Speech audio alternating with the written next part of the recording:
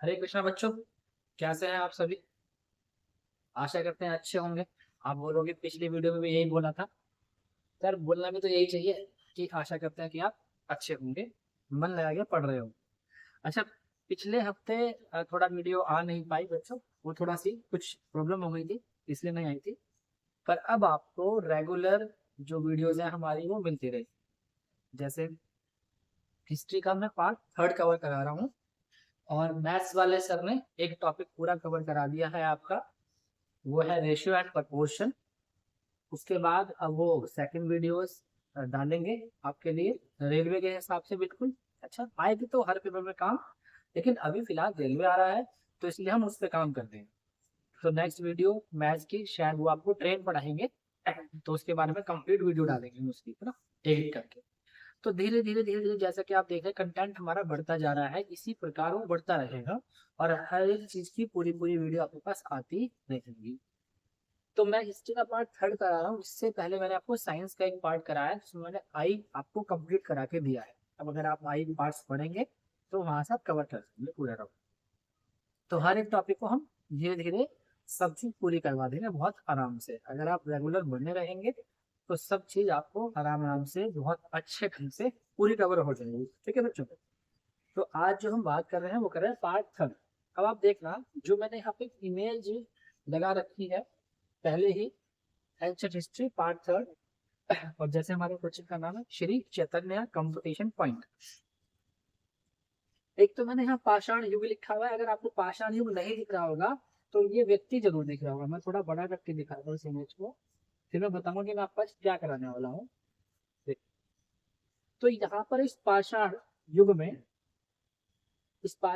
ये इमेज थोड़ी सी पुरानी है जो मैंने ली। अभी धीरे धीरे हर एक इमेज को दिखाते हुए, हर एक वीडियो को दिखाते हुए आपको मैं हिस्ट्री पढ़ा के जाऊंगा, एंशिएंट हिस्ट्री पूरी अच्छी से, एंशिएंट भी, मेडिवल भी और मॉडर्न। ठीक है, विश्व इतिहास वर्ल्ड हिस्ट्री में आप लोगों को यहाँ पे थोड़ा बहुत पोर्शन जो आपके पेपर के हिसाब से आता है उससे मैं कवर करा। ठीक है। तो पाषाण में आप देखो, पाषाण का मतलब होता है पत्थर, यानी कि जो पत्थर का युग था। और ये एक आदि मानव यानी कि होमोसेपियंस व्यक्ति मानव जो है उसकी मैंने फोटो लगा रखी है। तो इस इमेज से मैं ये बताने वाला हूँ कि हिस्ट्री में यहाँ पे ही बच्चा कंफ्यूज रहता है क्या एंशियंट के कितने पार्ट हैं। जैसे पूरा पाषाण काल पैलियोलिथिक एज, या नव पाषाण काल नियोलिथिक एज, या मध्य पाषाण काल मेसोलिथिक एज। इसमें क्या कंफ्यूजन रहता है, वो सारा कंफ्यूजन बहुत अच्छे ढंग से मैं आपको दूर करवा दूंगा यहीं पर। ठीक है। तो मैंने ये इमेज इसलिए ली है कि मैं इमेज के साथ आपको पढ़ाना शुरू करूंगा हर एक चीज के बारे में।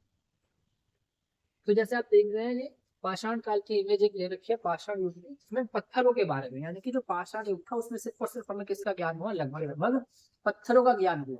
तो उसी के साथ हम आगे जाएंगे। अच्छा, इससे पहले जो मैंने दो वीडियो बना रखी है, एक एंशिएंट हिस्ट्री पार्ट वन और पार्ट टू। तो वहां पे जो मैंने चीजें यूज करी है, पुरातत्व क्या होता है, पुरातात्विक क्या होता है, हेरोडोटस क्या थे, और लिपि क्या थी, शिलालेख क्या थे, अभिलेख क्या थे, उन सब का यूज बच्चों अब हो रहा है। कोई भी चीज मैंने ऐसे नहीं बनाई कि वो आपको खराब, मतलब कि आपकी नॉलेज को कम करेगी। मैंने इसलिए पढ़ाई है आप लोगों को कि जब आप लोग इन चीजों को, जैसे अब जो आज मैं पढ़ाऊंगा, जैसे उसमें देखेंगे पुरातत्व, तो आपको एकदम दिमाग जाना चाहिए, हाँ भाई पुरातत्व तो हमें पता है क्या होता है। तो आज हम उन सभी चीजों को एक्सप्लेन नहीं करेंगे, आज उनके नाम देखेंगे। इसलिए जिन बच्चों ने वो वीडियो नहीं देखी है, एक बार आप उसे देखें, फिर इस क्लास को देखें तो आपको और आनंद आए। कोई भी चीज ब्रेक नहीं होने की, बिल्कुल सिस्टमेटिक तरीके से चलेगी। तो आज मैं आप लोगों को ये चीज बहुत अच्छे ढंग से बताने वाला हूँ। तो शुरू करते हैं क्लास को, ज्यादा बात ना करते हुए। इसको इमेज को मैं यहाँ लेता हूँ। यहाँ देखें,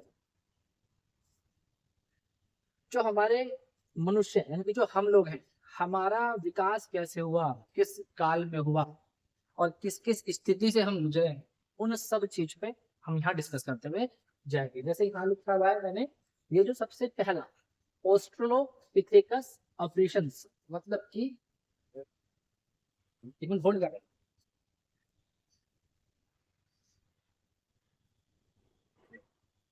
ठीक है बच्चों। तो ये मनुष्य मनुष्य मतलब ऑस्ट्रोलोपिथेकस कैसे, कौन ऑस्ट्रोलोपिथेकस थे, कौन होमो हैबिलिस थे, कौन होमो इरेक्टस थे, कौन होमो निएंडरथैलेंसिस थे, कौन, होमोसेपियंस थे। ठीक है, तो कैसे होमोसेपियंस पे आएंगे, उन सारी चीजों पे भी हम बात करेंगे। ठीक है, जैसे आप कहते हैं ना कि पहला मानव जो बुद्धिजीवी मानव था कौन था, होमोसेपियंस। तो वो होमोसेपियंस कैसे आया, उन सब कालखंडों को, उन सब चीजों को हम यहाँ पे देखने वाले हैं। ठीक है, तो आज जो हमारी थर्ड क्लास है उसमें हम इनके बारे में बात करेंगे, यानी कि पाषाण युग के बारे में बात करेंगे। आज की क्लास हमने बनाई है, उस क्लास से पहले आप एक चीज को समझ, हम देखते हैं भारतीय इतिहास। ठीक है बच्चों, क्या देखेंगे, भारतीय इतिहास। बहुत ठीक ढंग से समझना, भारतीय इतिहास। भारतीय इतिहास को हमने तीन भागों में बांटकर, मतलब पढ़ते, तीन भागों में बांटकर पढ़ते हैं सुविधा की दृष्टि से। जैसे पहला भाग, दूसरा भाग और तीसरा भाग, ये सभी को पता रहता है, पहला दूसरा तीसरा। जिसे नहीं पता उसे मैं हम बता रहा हूँ। भारतीय इतिहास के तीन खंड है। सबसे पहला था प्राचीन भारत का इतिहास। क्या था बच्चों, प्राचीन भारत का इतिहास। प्राचीन भारत का इतिहास। अगर हैंडराइटिंग समझ में ना आ रही हो तो बच्चों में साथ साथ बोल रहा हूँ। प्राचीन भारत का इतिहास, जिसको हम बोलते हैं एंशियंट हिस्ट्री, है ना, एंशियंट हिस्ट्री, इंग्लिश में एंशियंट हिस्ट्री, प्राचीन भारत का इतिहास। दूसरा हम देखते हैं मध्यकालीन भारत का इतिहास। मध्यकालीन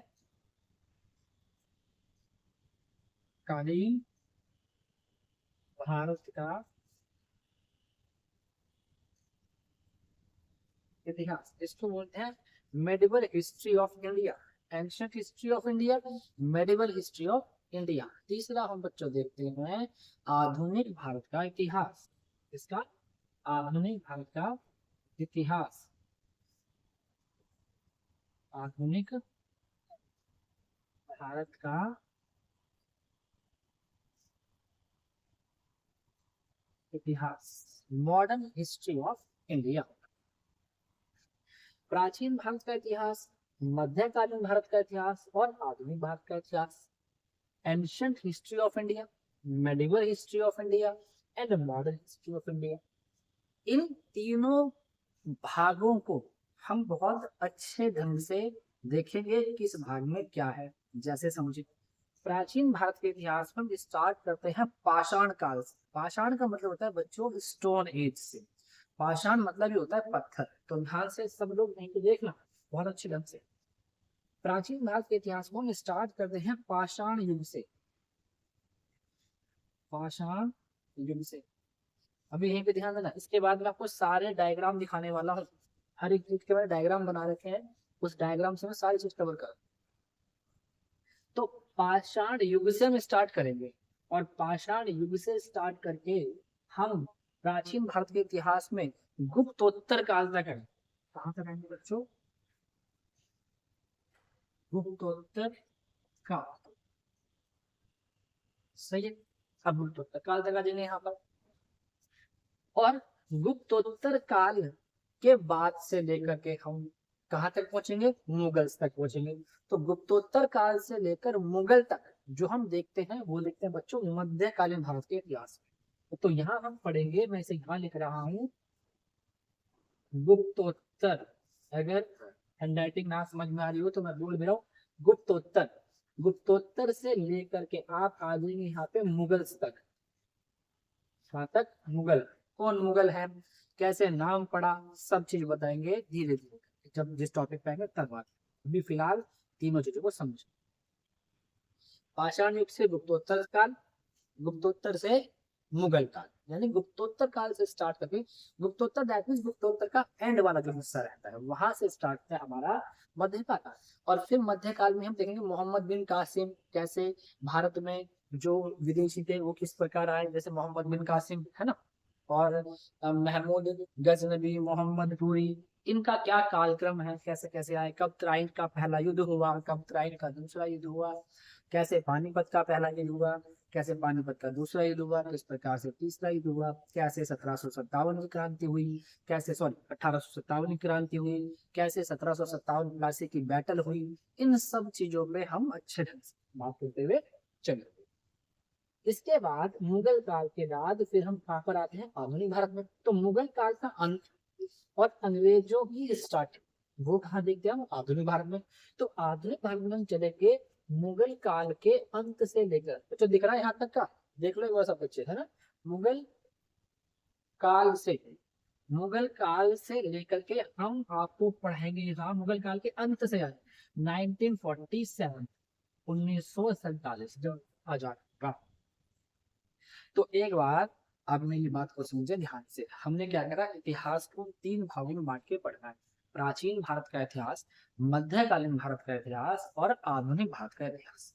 प्राचीन भारत के इतिहास में हम पाषाण काल से चलेंगे और कहाँ तक आएंगे, गुप्तोत्तर काल तक। अच्छा यहाँ पर एक चीज क्लियर करता हूँ, गुप्तोत्तर काल की जो बात है, उत्तर का मतलब होता है बच्चों इंग्लिश में पोस्ट पीरियड। इसका मतलब है जो चीज पहले होती है उसे बोलते हैं प्री, है ना, और जो बाद होती है उसको बोलते हैं पोस्ट। तो जो बाद की चीज है उसको बोलता है उत्तर। उत्तर जैसे कि आपने रामायण सीरियल देखा होगा, तो बच्चों रामायण सीरियल में बहुत ध्यान से देखना, उस सीरियल में जब भगवान श्री राम माता सीता को रावण से छुड़ा कर लेकर आते हैं, तो उसके बाद जब वो सीरियल चलता है तो उसमें लिखा आता है उत्तर रामायण, जिसका मतलब है रावण तक का जो एपिसोड था वो रामायण का पहला भाग, और जो रामायण का दूसरा भाग यानी एंड वाला जो पोर्शन था उसे बोला उत्तर। उत्तर रामायण यानी कि जो एंड का भाग होता है। तो जो बाद का भाग होता है उसके लिए हम किसका यूज करते हैं, उत्तर का यूज करते हैं। इसलिए गुप्तोत्तर का मतलब है गुप्तों के बाद में, पहले गुप्त है, गुप्त का एंड जब चल रहा था उसे बोला गुप्तोत्तर। ऐसे ही बोलते हैं बच्चों मौर्योत्तर, पोस्ट मौर्यास बोल दो या मौर्योत्तर बोल दो, गुप्त बोल दो, सॉरी पोस्ट गुप्त बोल दो, या पोस्ट गुप्ताज बोल दो, या आप गुप्तोत्तर बोल दो। उत्तर का मतलब है बाद में। तो हम पाषाण से चल के गुप्तोत्तर तक आ जाएंगे यहाँ पर। फिर हम क्या करेंगे, गुप्तोत्तर से कोई भी ना डेट पे नहीं जाएगा किसी भी हिस्ट्री में, उस डेट को कैसे याद करने हुआ सब समझा दूंगा यहाँ पर। पहले सीक्वेंस को समझिए। तो प्राचीन भारत में पाषाण युग से गुप्तोत्तर काल तक, उसके बाद मध्यकालीन भारत के अंदर, यानी जब भारत में कहते हैं ना मुस्लिम की एंट्री, एकदम कोई बच्चों एकदम नहीं आ जाता कोई, धीरे धीरे एक कालखंड खत्म होता है और दूसरा कालखंड एकदम एकदम नहीं, तीसरे धीरे धीरे ही दूसरा कालखंड शुरू होता है। तो जो मध्यकालीन भारत है, तो उस मध्यकालीन भारत में भारत के अंदर जो गुप्त रह गए थे वो भी हैं, और उस समय जो मुस्लिम एंट्री कर रहे हैं वो भी। तो इसलिए मैंने इस वाले कालखंड को ऐसे समझाया। अगर मध्यकालीन भारत समझाऊंगा तो वहां पे और इसकी डिटेल कर, अभी हमें ये वाला भाग देखना है तो इस पे जाएंगे। तो मध्यकालीन भारत में कहाँ से चलेंगे, गुप्तोत्तर से लेकर मुगल तक चलेंगे, ठीक है, मुगल काल तक आएंगे। और आधुनिक भारत में मुगल काल के एंड से लेकर, मुगल काल के एंड से लेकर के हम कहाँ तक पहुंचेंगे, 1947 तक पहुंचेंगे। जैसे मध्यकालीन भारत में आएगा औरंगजेब, मुगलों के अंदर ही आएगा औरंगजेब। औरंगजेब की डेथ खूब पूछी जाती है पेपर में, तो औरंगजेब की डेथ कब हुई थी बच्चों, 1707, है ना। औरंगजेब की डेथ 1707 में, पेपर में क्वेश्चन आता है औरंगजेब की डेथ कब हुई, तो 1707 में। इसको मैं मेडिवल में पढ़ाऊंगा पूरा, औरंगजेब को, है ना, सबसे कट्टर शासक था औरंगजेब, तो हाँ बहुत अच्छे से आप लोग को क्लियर करेंगे। कुल मिलाकर ये बात समझ में आई, प्राचीन भारत का इतिहास, मध्यकालीन भारत का इतिहास और आधुनिक भारत का इतिहास। प्राचीन भारत के इतिहास में पाषाण काल से लेकर गुप्तोत्तर तक, फिर मध्यकालीन भारत में गुप्तोत्तर से लेकर के हम मुगल तक जाएंगे, फिर आधुनिक भारत में मुगल के एंड से लेकर हम 1947 तक जाएंगे, यानी कि हम अंग्रेजों का आगमन आधुनिक भारत में देखेंगे, तो मुस्लिम का आगमन मध्यकालीन भारत में देखेंगे, तो आदि मानव से लेकर सभ्यता, मौर्य, अशोक, गुप्ताज, ये सब हम कहाँ देखेंगे, प्राचीन भारत में देखेंगे, ठीक है। तो यहीं से मैं अपनी बात को स्टार्ट कर रहा हूँ बच्चों, प्राचीन भारत के इतिहास से, ठीक है। अब आप यहाँ पर चार्ट देखेंगे, फिर आप चीजों को समझेंगे। देखो क्या है हेडिंग, हेडिंग है प्राचीन भारत के इतिहास को हम 3 भागों में बांटेंगे। यानी आपकी सहूलियत के लिए मैंने हर एक चार्ट बना दिया, एक बार मैं दिखा देता हूँ। देखो प्राचीन भारत का इतिहास 3 भाग, प्राग ऐतिहासिक काल, दूसरा भाग अभी क्लियर करूंगा सारी बातें, पूरा पाषाण काल, 3 भाग, प्राचीन भारत के इतिहास के पूरा जो चार्ट आगे था उस पूरे की डिटेल। फिर इसके बाद उसके बारे में एक एक टॉपिक पे बात करना स्टार्ट करेंगे, जो पढ़ाऊंगा तो समझाऊंगा, एक एक टॉपिक बात करेंगे। तो हम आते हैं अपनी पहली क्लास से। मैंने कहा इतिहास को हमने 3 भागों में बांटकर पढ़ना है, जैसे प्राचीन भारत, मध्यकालीन और आधुनिक भारत। तो प्राचीन भारत यार, प्राचीन भारत के इतिहास को हम 3 भागों में बांट कर पढ़े। किस किस में? सबसे पहला आता है प्राग ऐतिहासिक काल, जिसको बोलते हैं प्री हिस्टोरिक पीरियड इंग्लिश में। दूसरा आद्य, बेटा बच्चों ये आद है, आद्य लिखा गया ये मिस्टेक से, आद है, आद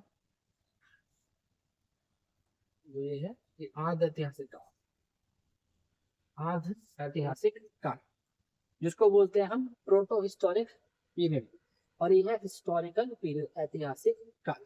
तो समझो, यानी कि पहले पूरे इतिहास को 3 भागों में, प्राचीन, मध्यकालीन और आधुनिक, फिर प्राचीन के 3 भाग। ऐसे ही कैसे मध्यकाल को तोड़ेंगे, ऐसे कैसे आधुनिक को तोड़ेंगे, सबको मैं तोड़ के पढ़ाऊंगा बहुत अच्छे ढंग से। तो पहले हमारे अपने पहले टॉपिक प्राचीन भारत के इतिहास से। देखो यहाँ पे ये लिखा था ना प्राचीन भारत का इतिहास, तो इस प्राचीन भारत के इतिहास को मैं 3 भागों में तोड़ूंगा, और 3 भाग बच्चों में आपको दिखा देता हूँ। तो प्राचीन भारत के इतिहास को कितने भागों में तोड़ा है? 3 भागों में। पहला प्राग ऐतिहासिक काल, फिर आद्य ऐतिहासिक काल, और फिर ऐतिहासिक काल। इन सबके बारे में डिटेलिंग करेंगे, लेकिन यहाँ पे हल्की हल्की बातें समझते हैं। बच्चों प्राग ऐतिहासिक काल क्या था? प्राग ऐतिहासिक काल वो काल था जहां पर आपको ज्यादातर क्या, सिर्फ और सिर्फ है ना, मैक्सिमम कौन से सोर्स मिले हैं जानने के? पुरातात्विक सोर्स, पुरातात्विक स्रोत। अब जैसे मैंने कहा पुरातात्विक स्रोत, पता चला कि पढ़ाई थी पहले ला, जिसमें पुरातत्व, पुरातत्वविद और पुरातात्विक, आर्कियोलॉजी, आर्कियोलॉजिकल, आर्कियोलॉजिस्ट क्यों बताए थे? इसलिए बताए थे कि यहाँ यूज हो। यानी प्राग ऐतिहासिक काल में बच्चों, जो प्राग ऐतिहासिक काल के बारे में हमें जानकारी मिली, वो जानकारी हमें किससे मिली है? वो जानकारी हमें मिली है पुरातत्व से, है ना। पुरातत्वों की खोज हुई, उनसे हमें पता चला कि भाई ये वाला जो काल है, इस काल तो बहुत पहले का है, तो उसको हमने बोला पुरातात्विक सोर्स या पुरातात्विक स्रोत। यानी कि प्राग ऐतिहासिक काल के बारे में किससे जानकारी मिली? हमें पुरातात्विक सोर्स। इसमें इस पुरातात्विक सोर्स में ज्यादातर चीजें किसकी थी? पत्थरों की थी। किसकी? पत्थरों की थी। इसलिए इस वाले काल को हम पाषाण काल भी कहेंगे। अभी दिखाऊंगा, इस काल को पाषाण काल भी कहेंगे। मैक्सिमम चीजें यहाँ पर किसकी थी? सिर्फ और सिर्फ पत्थर की थी, पाषाण की थी, है ना। अब यहीं पे समझें, इस वाले काल में बच्चों किसी भी लिपि का ज्ञान नहीं था, कोई लिपि नहीं थी यहाँ पे, ऊपर लिपि नहीं थी,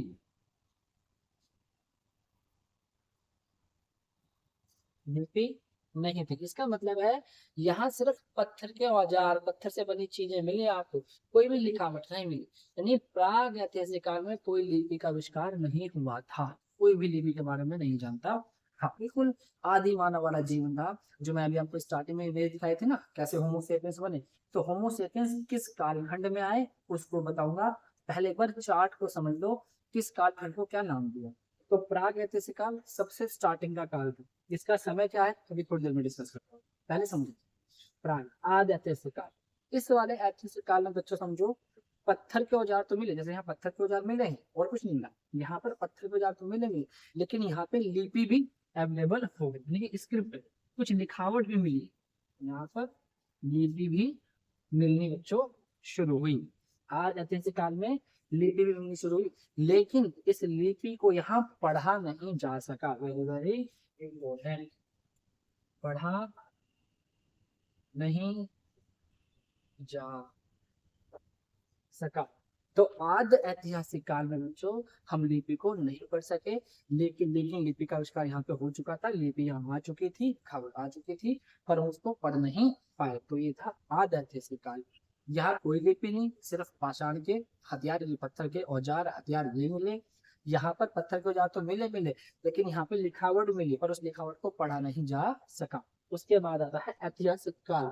तो यहाँ बच्चों पत्थर के औजार तो मिले और यहाँ लिपि भी मिली, क्योंकि लिपि तो यहाँ मिल चुकी है, तो यहाँ भी लिपि मिली, लेकिन इस लिपि को यहाँ पे पढ़ लिया गया। समझे चीजों को? प्रागैतिहासिक काल कोई लिपि नहीं, सिर्फ पत्थर के औजार। आद्य ऐतिहासिक काल पत्थर के औजार भी, लिपि भी, पर लिपि को पढ़ा नहीं गया। और ऐतिहासिक काल पत्थर के औजार भी, लिपि भी, और लिपि को पढ़ भी लिया गया। ठीक है, एक बार आप इसका कालखंड देख लो और चीज क्लियर होगी। प्राग ये किसे कर रहे हैं? प्राचीन भारत चल रहा है बच्चों। प्राचीन भारत के सुविधा की दृष्टि से पढ़ने के लिए 3 भाग कर रहे हैं, प्राग, आद्य और ऐतिहासिक, प्री, प्रोटो और हिस्टोरिक। ठीक है, अब इसका एक बार कालखंड देखो। देख, जो प्राक ऐतिहासिक काल, इसी वाले चिन्ह को बच्चों, इसी को समझो, इसमें नहीं आ रहे यहाँ पे, इस पे अब इसी पे, इस प्राग ऐतिहासिक काल को भी 3 खंड में तोड़ा, 3 खंड। देखो प्राग ऐतिहासिक काल इसे 3 खंड, इसमें आया पूरा पाषाण काल जो 5 लाख से 10,000 बीसी तक। अच्छा बच्चों, हर बुक में अलग अलग है, कहीं दे रखा है 20 लाख से 10,000, कहीं दे रखा है लाखों वर्ष से 10,000। तो आप इस पे बिल्कुल भी संदेह ना करें, कोई कंफ्यूज ना हो, इसको इसी हिसाब से समझिए कि बिल्कुल स्टार्टिंग का मानव था तो तिथि का ज्ञान ही नहीं था, है ना, तिथि का ज्ञान था ही नहीं। तो इसको आप बिल्कुल इसमें कंफ्यूज ना हो, यार ये क्या, वहां क्या, किस बुक में क्या दे रखा है, आप इसे माने कि ठीक है इतना रहा था। आप इसे 5 लाख से पहले ये भी लिख सकते हो, लाखों वर्ष पहले से, इसकी जगह यूज कर लें लाखों वर्ष पहले से, लाखों वर्ष पहले से 10,000 बीसी तक का जो काल रहा उसको बोला पूरा पाषाण काल। यानी कि पूरा पाषाण काल कब से कब तक चला, बहुत लाखों वर्ष पहले से लेकर 10,000 बीसी तक आया पूरा पाषाण काल। उसके बाद बच्चों आएगा मध्य पाषाण काल, और फिर आएगा नव पाषाण काल। यहाँ डेट ध्यान रखते हैं, मतलब एक हल्की समझ बढ़ाने के लिए, यहाँ आएगी 10,000 से 7,000 बीसी तक, बीसी यानी बिफोर क्राइस्ट। अब ये सब समझा रखा है पहले क्लासेस में, वहां एक बार देख लें, फिर दोबारा इनको समझना है तो यहाँ 10,000 से 7,000 बीसी तक, और नव पाषाण काल 7,000 से 2,500 बीसी तक। जब मैं आपको वैदिक सभ्यता, सिंधु घाटी की सभ्यता पढ़ाऊंगा तो वहां पर इन डेट का जिक्र होगा। जैसे मैं बोलूंगा देखो 2,500 बीसी का काल है और नव पाषाण काल है, तब आप एकदम से लिंक करेंगे, यार ये बात तो सही बताई थी भैया ने। तो ये इस तरीके से मैंने इसको डिवाइड किया है। क्लियर हुआ? तो एक बार आप इसका स्क्रीनशॉट लेना चाहें तो ले, फिर आगे।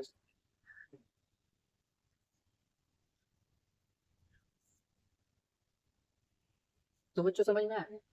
तो डेट में 5 लाख से कंफ्यूज नहीं होना, किसी में 5 लाख मिलता है, किसी में 20 लाख। आप मान लो लाखों वर्ष पहले से, तो लाखों वर्ष पहले से लेकर 10,000 बीसी तक जब हम आ गए तो उसे हमने बोला पूरा पाषाण काल। 10,000 से 7,000 तक जब हम आ गए तो हमने बोला उसको मध्य पाषाण काल। देख के बिल्कुल ध्यान मत देना, मैं सब याद करवाता हूँ। और 7,000 से 2,500 बीसी तक अगर हम आ गए तो हमने बोला नव पाषाण काल। Neolithic, Mesolithic and Palaeolithic. कई बार बच्चों पेपर में सिर्फ इंग्लिश और हिंदी दोनों में ही लिखा हुआ था। पैलियोलिथिक पीरियड किस काल से संबंधित है, तो प्राग ऐतिहासिक काल। मेसोलिथिक प्राग ऐतिहासिक काल, और नियोलिथिक प्राग ऐतिहासिक काल। अब देखो एक बात दोबारा से अपने स्टार्ट, प्राचीन भारत के 3 भागों में प्राग ऐतिहासिक, प्राग ऐतिहासिक काल में मैक्सिमम चीजें किसकी मिली, पाषाण पत्थरों की चीजें, लिपि नहीं थी। आज में लिपि भी आ गई और लेकिन उसे पढ़ा नहीं गया, और ऐतिहासिक काल में लिपि मिल चुकी थी लेकिन उसे पढ़ भी लिया गया। फिर इस प्राग के 3 खंड मिले, प्राग के 3 खंड, पूरा पाषाण, मध्य पाषाण, नव पाषाण, पैलियोलिथिक, मीजोलिथिक और नियोलिथिक। क्लियर है? प्राग के 3 भाग, प्राग ऐतिहासिक काल, प्राचीन सॉरी प्राचीन भारत के 3 भाग, प्राग आद ऐतिहासिक, फिर मेरे साथ बोल लो, प्राचीन के 3 भाग, प्राग आद ऐतिहासिक, फिर प्राग के 3 भाग, पूरा पाषाण काल, मध्य पाषाण काल, नव पाषाण काल।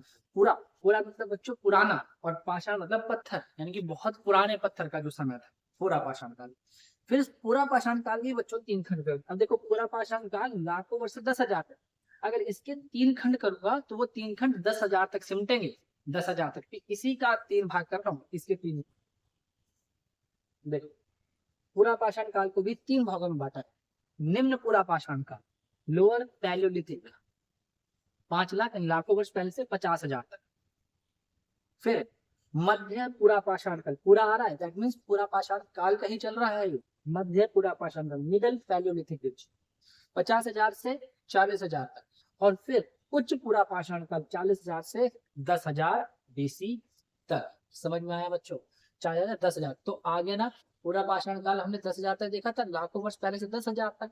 तो फिर उस पूरा पाषाण काल के 3 खंड कर दिए, सबसे पहले निम्न पूरा, फिर मध्य पूरा और फिर उच्च पूरा। ठीक है, तो लाखों वर्ष से 50,000, 50,000 से 40,000, 40,000 से 10,000। क्लियर हो गया? हो गया। अब पूरा इतिहास को देखो, यहाँ तक को चार्ट को समझना। पहले देखो कई बार पेपर में क्वेश्चन आता है कि मध्य पूरा पाषाण काल इतिहास के किस काल खंड से संबंधित है, तो पूरा पाषाण काल से, और प्राग ऐतिहासिक काल से। ऐसे ऐसे क्वेश्चन आते हैं पेपर में। तो इसकी खोज कहाँ हुई, है ना, कृषि के साक्ष्य कहाँ से मिलने स्टार्ट हुई, सब बताएंगे। पर पहले कालखंड समझ जाओ, कालखंड बड़ा इंपॉर्टेंट है।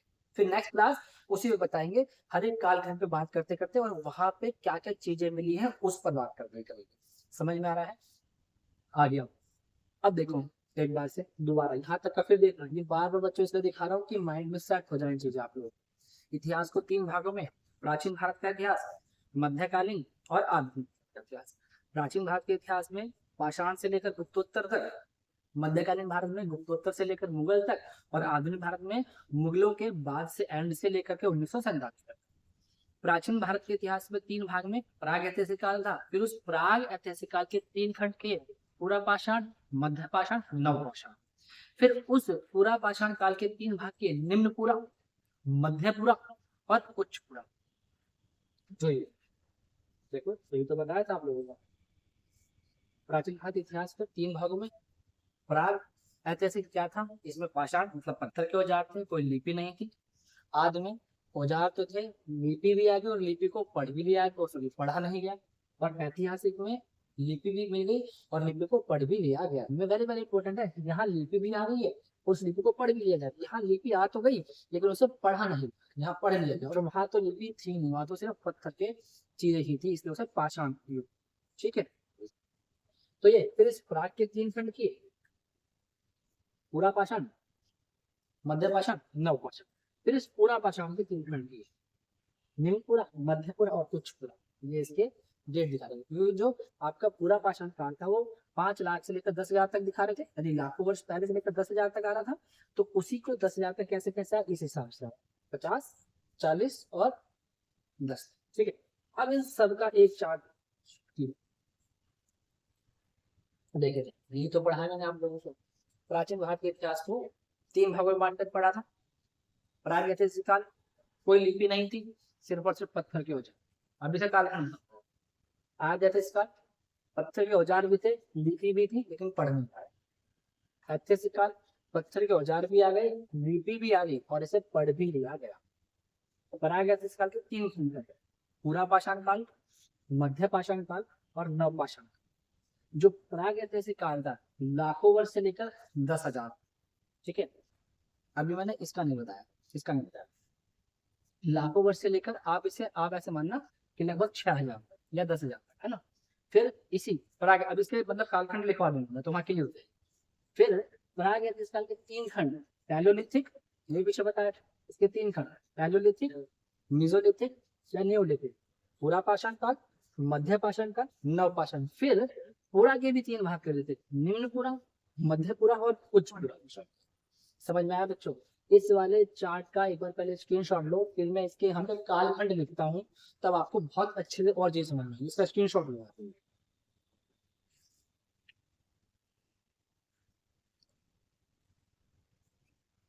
चलो बच्चों, समझ में आया बच्चों? ठीक से ध्यान से, तो ये सारी चीजें पूरी हो गई इस चार्ट से ना।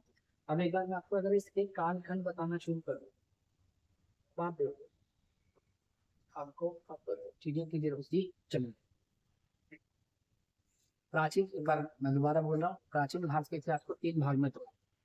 प्राग, सॉरी प्राचीन नहीं, इतिहास। तो इतिहास को हमने 3 भागों में तोड़ा, प्राचीन भारत का इतिहास, मध्यकालीन भारत का इतिहास और आधुनिक भारत का इतिहास। फिर प्राचीन भारत के इतिहास को हमने 3 कालखंड में तोड़ा, प्राग, आद्य और ऐतिहासिक। ये आद्य है बच्चों, आद्य ऐतिहासिक, ये आद्य नहीं है, आद्य, आद्य। अभी सही करवाया था तो भी सही करवाया।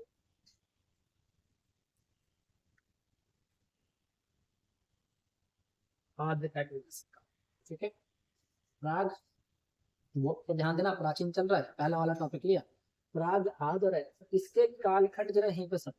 जो प्राग ऐतिहासिक काल है बच्चों, ये चलता है लाखों वर्ष पहले से आ रहा, लाखों वर्ष पहले। मैं लिख भी रहा हूँ, बोल भी रहा हूँ, लाखों वर्ष पहले से। ये आएगा आपका लगभग 3,000 BC। अब बच्चों एक बार देखना, जो नव पाषाण काल था, है ना, नव पाषाण काल, मध्य पाषाण काल और नव पाषाण काल। इसका नव पाषाण काल 2500 BC तक आया था, 7,000 से। लाखों वर्ष से 10,000, 10,000 से 7,000, 7,000 से 2,500 तक। देखो स्टार्ट 5 ये तो उसका आगे इसका लाखों वर्ष पहले से 10,000 पूरा पाषाण, मध्य था 10,000 से 7,000 और नव था 7,000 से 2,500। और ये तीनों जो भाग हैं प्राग के हैं या नहीं है, तो मैं प्राग को नहीं बोल सकता, लाखों वर्ष से लेकर 2,500 या लगभग 3,000 BC तक, ठीक है। तो इसलिए मैंने प्राग को लाखों वर्ष से लेकर लगभग 3,000 BC तक माना, लगभग 3,000, लगभग 3,000। उसके बाद आद आ जाता है, आद में हम पढ़ेंगे 3,000 BC से 600 BC तक। और बच्चों हड़प्पा सभ्यता, जिसे सिंधु घाटी की सभ्यता भी कहते हैं, और वैदिक संस्कृति हम यहीं पर देखेंगे। हड़प्पा सभ्यता और वैदिक संस्कृति यहीं पर देखेंगे, ठीक है। तो अब आपको पता क्लियर कट पता होना चाहिए कहाँ पाषाण पढ़ रहे हैं, कहाँ हड़प्पा पढ़ रहे हैं, कहाँ वैदिक पढ़ रहे हैं और कहाँ उसके बाद का पढ़, ठीक है। तो हड़प्पा जो वैदिक सभ्यता संस्कृति उसको यहाँ पढ़ेंगे, और 600 BC के बाद का बच्चों हम यहाँ पढ़ेंगे ऐतिहासिक काल, यानी कि बौद्ध, जैन, मौर्य, ये सब हम कहाँ पर आएंगे, जो 600 BC के आसपास से हमें चीजें मिलने स्टार्ट होंगी, हम ऐतिहासिक काल पे आ जाएंगे। अब आप एक बार स्टार्ट करने का घुमाओ, देखो प्राग ऐतिहासिक बच्चों, बार बार इसलिए बोल रहा हूँ कि अच्छे समझ में आ जाए। लाखों वर्ष से 3,000, आद 3,000 से 600। जब मैं तुमसे 3,000 से 600 का टाइम पीरियड पढ़ा रहा हूँ तब तुम्हें समझ में आएगा, अरे 3,000 से 600 के आसपास का टाइम पीरियड चल रहा है, 1,000 का चल रहा है, 1,500 का चल रहा है, 1,200 का चल रहा है, तो समझ जाओ आद ऐतिहासिक, यानी कि यहाँ लिपि आ चुकी है आद में, लेकिन पढ़ी नहीं गई। यहाँ लिपि भी है और पढ़ी भी गई, तो तुम्हें ध्यान आएगा कि इस टाइम पीरियड चल रहा है, तो ये वाला काल चल। अब फिर प्राग के 3 कालखंड है, पूरा पाषाण, ये 3,000 BC तक था, तो पूरा पाषाण चला था हमारा लाखों से 10,000, मध्य चला था 10,000 से 7,000, ये चला था 7,000 से 25, ठीक है, ये पीछे लिखा हुआ 7,000 से 2,500। अब देखो इस वाले कालखंड पूरा पाषाण काल में, यानी इसमें पूरा पत्थरों पे ही डिपेंड है सारा का सारा चीज। फिर उसमें निम्नपुरा, मध्यपुरा और उच्चपुरा। अब एक चीज समझना बच्चों, बहुत ये उच्च पूरा पाषाण काल था, उच्च पूरा पाषाण काल खत्म हो रहा था, उसके साथ स्टार्ट हो गया था आपका मध्य पाषाण काल। मध्य पाषाण काल, इसका एंड और उसका स्टार्टिंग, जैसे ये खत्म स्टार्ट हुआ तो आना स्टार्ट हुआ नव पाषाण काल।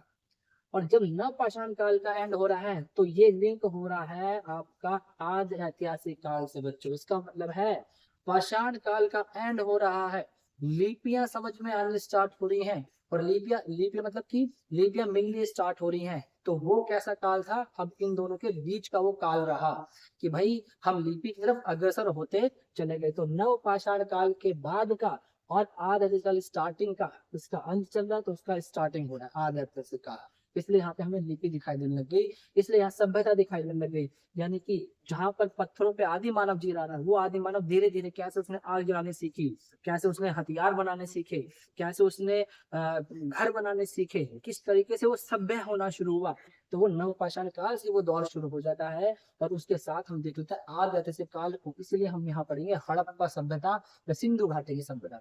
अब आप लोग बिल्कुल क्लियर रहेंगे कि भाई कहाँ सिंधु पढ़ना है, कहाँ हड़प्पा पढ़ना है, कहाँ वैदिक संस्कृति पढ़ना है। कंफ्यूजन नहीं होना चाहिए पढ़ते समय कि कहाँ पाषाण पढ़ना है, कहाँ पर औजार पढ़ने हैं, कहाँ कृषि के साक्ष्य पढ़ने हैं। इन सब चीजों पे हम आराम आराम से बात करेंगे।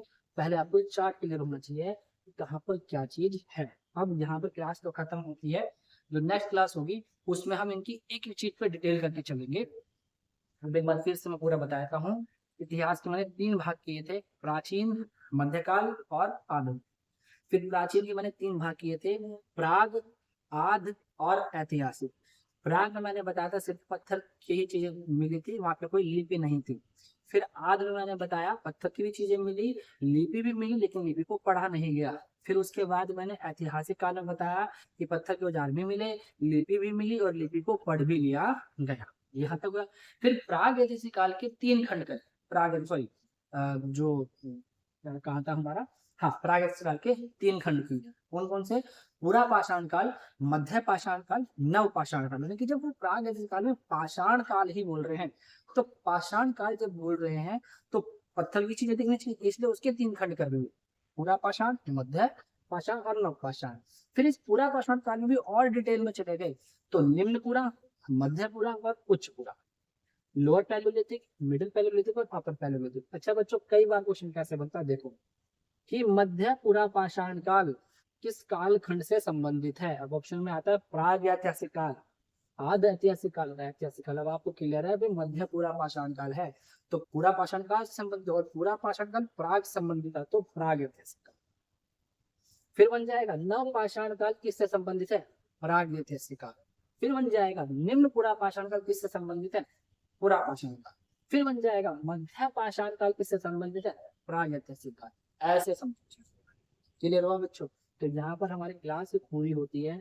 अब इसके बाद जो नेक्स्ट क्लास होगी उस नेक्स्ट क्लास में मैं आपको प्रागैतिहासिक काल के पहले पार्ट से पूरा पाषाण काल, मध्य पाषाण काल और नव पाषाण काल, यानी कि पूरा पाषाण काल के 3 भाग ये और ये, यहाँ तक का पार्ट कवर करा कर चलूंगा, जिसमें हमारे कौन से क्वेश्चंस कहाँ से बने हैं, औजार कैसे बने, कौन सा औजार पहले मिला, रॉबर्ट ब्रूस फ्रूट कौन थे, जैसे जो रॉबर्ट ब्रूस फ्रूट थे है ना, तो वो कौन थे, उन्होंने क्या काम करा, उनकी इमेज को दिखाते हुए चलेंगे कि जो भारत में जो हमने पुरातत्व के बारे में खोजना शुरू करा तो उसकी हेल्प हमें रॉबर्ट ब्रूस फ्रूट ने ही दी थी। तो रॉबर्ट ब्रूस फ्रूट कौन थे, पुरातत्वविद भी थे, लिखवाऊंगा भी, उन्हें दिखाऊंगा भी, पुरातत्वविद भी थे और भूगोलविद भी थे। तो दोनों क्वेश्चन आते हैं पेपर में, रॉबर्ट ब्रूस फ्रूट कौन थे। तो उन चीजों से हम अपनी क्लास को आगे बढ़ाते हुए चले। आज के लिए आप लोगों को चार्ट की नॉलेज दी है, अच्छे से देखें इसे, और अगली क्लास में हम ये पूरा टॉपिक कवर करते हैं। फिर हम आएंगे सभ्यता पर, एकदम ऐसे सभ्यता पे नहीं आ जाएंगे, फिर आएंगे बाद में सभ्यता पर।